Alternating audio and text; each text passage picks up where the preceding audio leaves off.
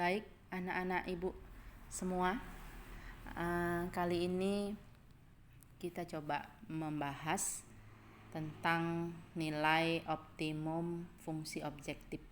Jadi optimum di sini bisa jadi yang ditanyakan adalah berapa nilai maksimum atau berapa nilai minimum dari suatu fungsi objektif. Apa itu fungsi objektif? Fungsi objektif adalah fungsi tujuan. Untuk mencari nilai maksimum dan minimum nanti akan ditampilkan, akan disajikan di dalam soal berapa fungsi tujuannya atau apa fungsi tujuannya, ya. Baik, kita contohkan yang nomor 1 dulu. Saya bacakan soalnya ya. Nilai minimum dari ini fungsi tujuannya f, fungsi ya, f x, y sama dengan 3x tambah 2y.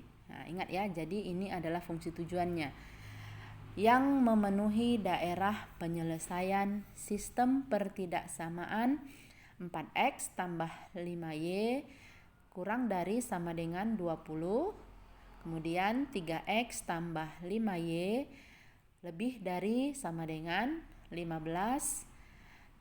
x lebih dari sama dengan 0, y lebih dari sama dengan 0 adalah, ya ini ada opsinya ya, tidak saya tuliskan.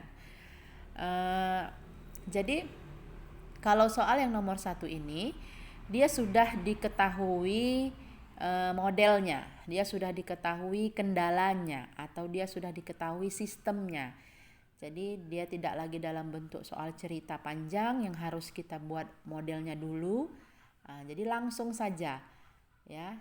Nanti kita ada bahas yang diketahui masih dalam bentuk soal cerita, kita harus membuat pertidaksamaannya dulu, atau membuat modelnya dulu, atau membuat kendalanya. Jadi kalau untuk yang ini langsung dari pertidaksamaan itu kita cari titik-titiknya, kemudian kita gambarkan.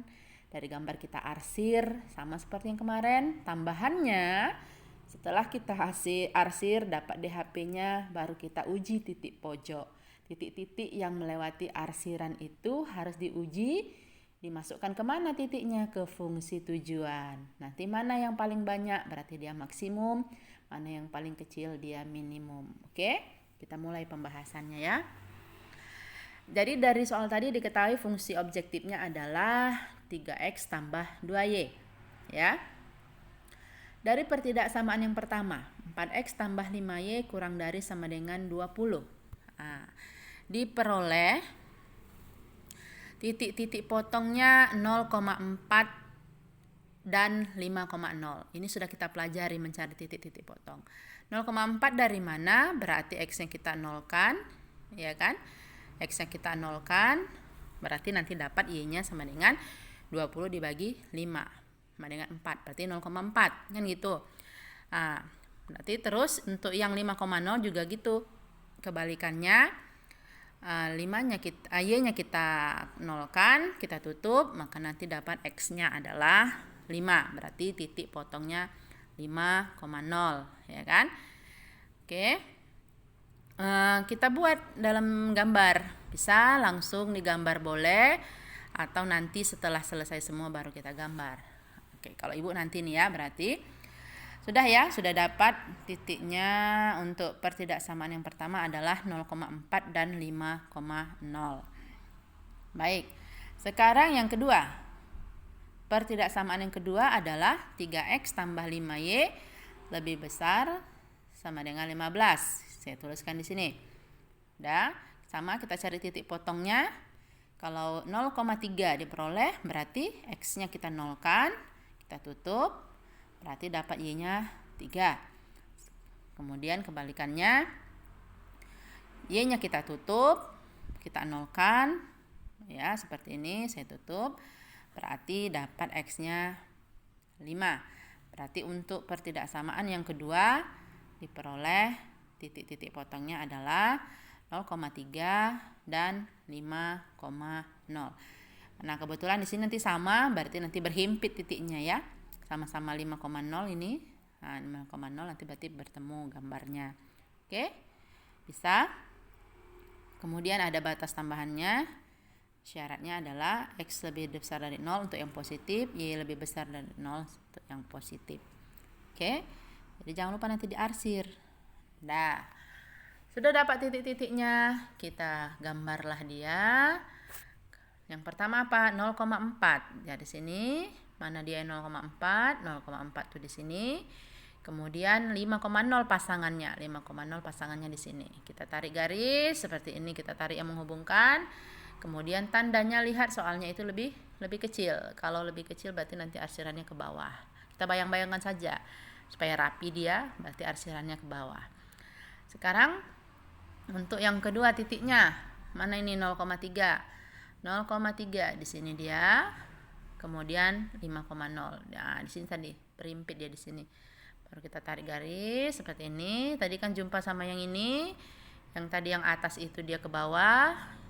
Nah, yang bawah ini garisnya lebih besar. Kalau lebih besar berarti dia ke atas. Berarti dia ketemu tuh di daerah ini, ya. Yang saya arsir ini, disitulah DHP-nya. Ya kan? Situlah dia DHP. Untuk apa DHP itu? Di DHP itulah nanti akan ada titik-titik yang harus kita masukkan nilainya ke dalam fungsi tujuan. Nah, mana aja itu titik-titiknya? Kalau kita lihat dia kan gambarnya, berarti ini yang pertama 5,0, kemudian titik yang kedua itu 0,4 dan 0,3. Itu dia yang melewatin daerah arsirannya. Baru titik-titik itu kita masukkanlah ke dalam uji titik pojok. Ya, kemarin kan sudah kalian catat kan? Berarti untuk lebih jelasnya kita masukkan dia ke dalam tabel. Kita tuangkan dalam tabel. Sudah, ini saya buat tabelnya. Titiknya isinya yang 3 tadi, 0,4, 0,3, 5,0. Kemudian masukkan kolom selanjutnya adalah fungsi tujuannya. Ini masukkan 3X tambah 2Y. Baru kita substitusi nilai-nilainya yang sudah dapat tadi. Untuk 0,4 berarti 3X tambah 2Y. X-nya 0, Y-nya 4. Berarti 3 kali 0, 0. 2 kali 4, 8. Berarti untuk yang pertama ini hasilnya 8. Ya kan? Baru yang kedua itu hasilnya 6. Yang ketiga hasilnya 15. Nah, sudah dapat. Sekarang tinggal kita lihat apa yang ditanya. Minimum. Minimum itu kan yang paling kecil.